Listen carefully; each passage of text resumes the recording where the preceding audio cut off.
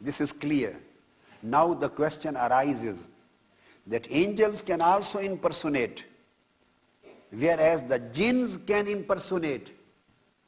Why here the Satan has been mentioned and not the angels?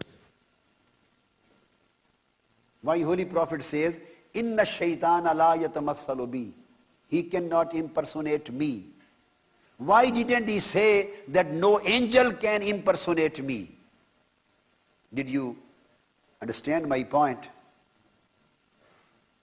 There can be a possibility. One can say that maybe an angel came in your dream and he impersonated Holy Prophet sallallahu alaihi wasallam, and you are really in fact seeing an angel and not the Holy Prophet sallallahu alaihi wasallam in your dream.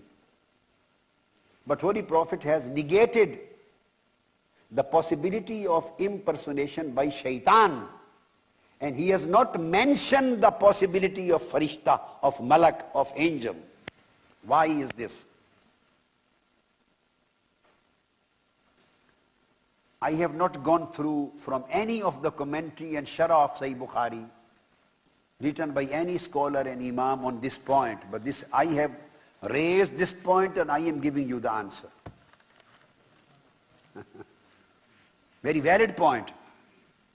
The scholars would have raised this point and this question and they would have answered, but it was not done. So the reason that only shaitan has been specifically and categorically mentioned and his ability has been negated and not the ability of the angels, neither their ability is mentioned nor it has been negated. Why? Because the inclination of impersonating Holy Prophet sallallahu alaihi wasallam is blasphemy, is disrespectful act, is an act of disrespect, is an act against reverence, is an act against adab, khilaf al-adab.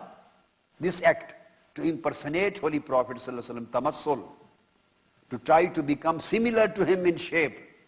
So this concept of similarity, to achieve the bodily and physical similarity, this is a great disrespectful act against the adab and ta'zeem and takreem, the reverence of Holy Prophet sallallahu alaihi wasallam. Holy Prophet did not feel any necessity and need to mention the angels here, and he only mentioned the shaitan because he knew that tendency of gustakhi, the tendency of ihana, and the tendency of disrespect only exists in a shaitan, and an angel cannot even think of impersonating Holy Prophet Muhammad sallallahu alaihi wasallam. An angel cannot think of that, because the angels are nur, and they are impersonation of adab. They are full of adab, full of reverence, full of love, full of respect for Holy Prophet sallallahu alaihi wasallam. They cannot think of impersonation of his personality. This inclination leads to the concept of similarity. If one thinks himself similar to other, rather equal to other, then he tries to impersonate, and the angels can never think that. So there was no need to mention their name. Only shaitan could do these kind of things, and he was deprived of this capacity. Allah said, "Oh shaitan, you can impersonate anyone you want, but not my beloved prophets and messengers." This is a tendency which was mentioned in the beginning, when Almighty Allah created Sayyidina Adam alayhi salam and made him his vicegerent, his khalifa, his naib, his vice. And he invited all of the angels to show respect for him, for prostration of reverence. So all of them prostrated in front of Sayyidina Adam except Iblis, the shaitan. And then he was asked, why you didn't prostrate? Why you didn't show your respect and reverence for Adam, for the Prophet? He said, Lam akun asjuda li basharin. How can I prostrate in front of a bashar? One statement. Second statement, he said, خَلَقْتَنِي مِن نَارٍ وَخَلَقْتَهُ مِن طِينٍ. I am better than him. Shaitan said, you created me from fire and you created him from dust. At least fire goes upwards and dust is a heavy thing, falls down. So my origin is better than Allah's origin. So he compared himself with the Prophet. He considered himself to be similar to him, equal to him, and he thought of his own superiority to him. Saying, خَلَقْتَنِي مِن نَارٍ وَخَلَقْتَهُ مِن طِينٍ. So he considered himself superior to him. So this tendency of comparing oneself with the personality of a prophet, this is a satanic personality and not the angelic personality, the tendency. This is the satanic tendency and not the angelic tendency. Angels could never think of comparing with the prophets. Shaitan did it. Since he did, so right from that day, two thoughts and two faiths, designs of faiths, two schools of thought came into existence. One school of thought is based on a tendency of comparing with prophets. One school of thought is based on tendency of comparison with prophets, that we are like this and the prophets are like this. There are some similarities between prophets and ourselves. They are a bit better than us. To compare with prophet, this is a satanic tendency. And this is not the tendency of angels. So the first school of thought which came into existence in this world, right from the creation of mankind, was based on satanic tendency, and it was based on the tendency of comparing with prophets and thinking, considering them similar to yourselves. And other tendency was the tendency of the angels, just prostrating, showing the reverence, respect and love for the prophet. So the Aqidah of Ahlus Sunnah is based on angelic tendency. The Aqidah of Ahlus Sunnah, your Aqidah, is based on the tendency shown by the angels. And if any other person who discusses, who has discussion and who argues and debates while comparing the human beings, common human beings' personalities with personalities of prophets, to single out some similarities and dissimilarities and to talk in this sense, this is satanic tendency, and that is totally a wrong thing. Never compare yourself with the prophets. Never. Even while discussing their superiority, never compare yourself with them. That's why Holy Prophet ﷺ mentioned just the Satan and not the angels. The third thing is that Holy Prophet ﷺ says, فَسَيَرَانِي فِي الْيَقْظَةِ. If somebody sees me in dream, he will definitely see me with his open eyes. رؤيا في المنام and رؤيا في اليقظة. The awliya, Urafa, Aimma and Muhaddiseen, they have written a lot on this subject. An overwhelming majority of Aimma, Muhaddiseen and awliya and Salihin and Mufassirin and scholars,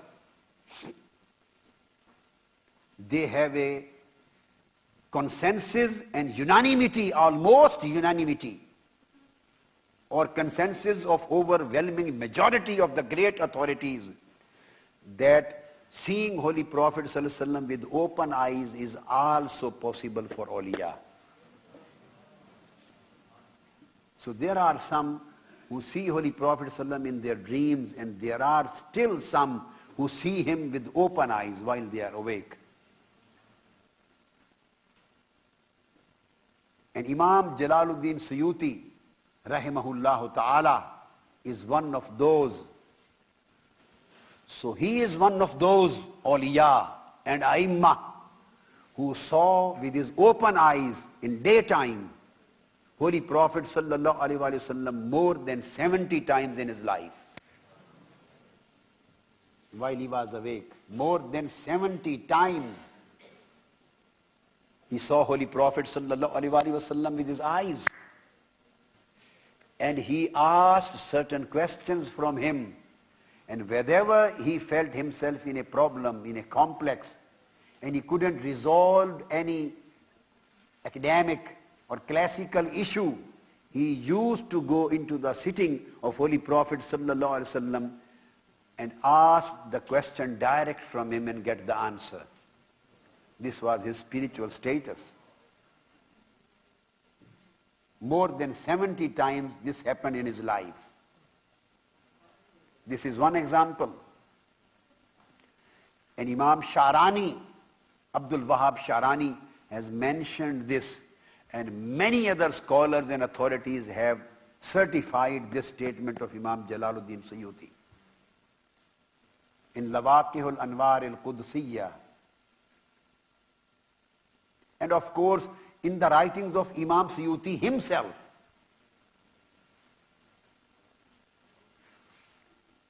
Then there is a great Sheikh, Sheikh Abul Abbas al-Mursi. And lot of Aimma, Muhaddiseen and great scholars and authorities have certified and mentioned his statement in their books, authoritative books. Among them is Imam Abdul Wahab Sharani, who relates this statement in his books. Al-Anwar al-Qudsiyya. Sheikh Abul Abbas al-Mursi, he says, لو حجب عني رسول الله صلى الله عليه وسلم طرفة عين ما عددت نفسي من زمرة المسلمين. If I can't see Holy Prophet sallallahu alaihi wasallam for a single moment with my eyes, for that moment I don't consider myself among the Muslims. So he says, continuously the veil have been raised in front of my eyes, and I am always in the condition of vision of Holy Prophet. This is what Sayyidina Ghawsul Azam Shaykh Abdul Qadir Jilani stated.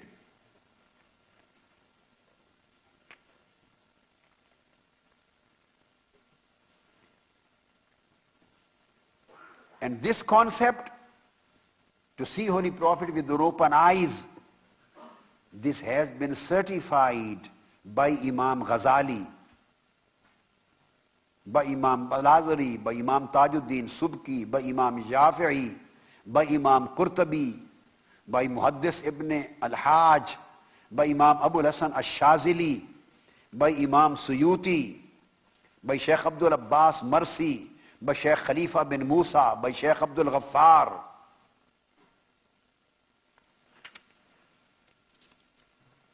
And Imam Jalaluddin Suyuti has written a booklet on this subject, Tanweerul Halak fi Ru'yatin Nabiyyi wal Malak. With open eyes to see Holy Prophet sallallahu alaihi wasallam and the angels.